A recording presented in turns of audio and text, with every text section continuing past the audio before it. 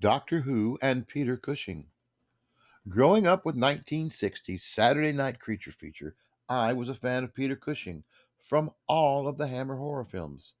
I knew nothing of Doctor Who until the early 1980s.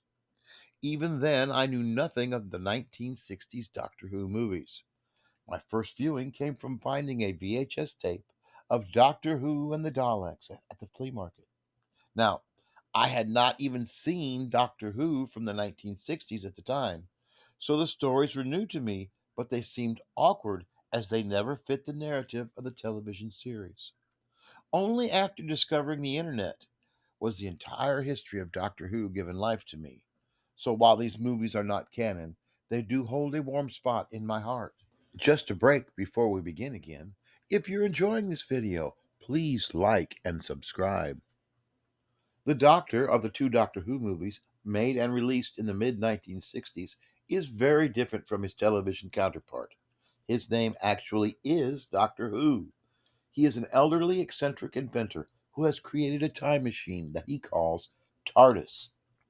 He is far less irritable and crotchety than the character in the first Doctor on television. In the first movie, Doctor Who and the Daleks, Doctor Who and his granddaughters, Susan and Barbara, show TARDIS to Barbara's boyfriend Ian, who accidentally sends them off through time and space. They arrive on the planet Skaro, where their adventures follow the same basic plot as the first Dalek television story, The Daleks. In the final spectacular battle between the Daleks and the Thals, the Daleks fire at Ian, destroying their own main control system.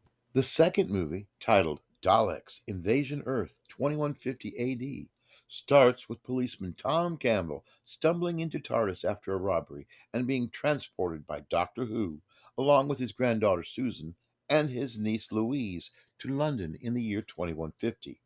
Then the plot broadly follows that of the second Dalek TV story, The Dalek Invasion of Earth. But rather than being destroyed by the blast from their own bomb, diverted by Ian, as in the TV version, in the movie the blast releases a wave of magnetism that sucks the Daleks into the mine and causes their ships to crash and explode.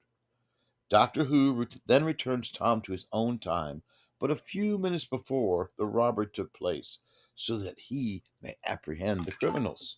So thank you, Peter Cushing, for Dr. Frankenstein, Van Helsing, and all of the characters in the Hammer horror films. Thank you for Star Wars, but mostly, thank you for your work in Doctor Who. So please enjoy your journey through time and space, and good night.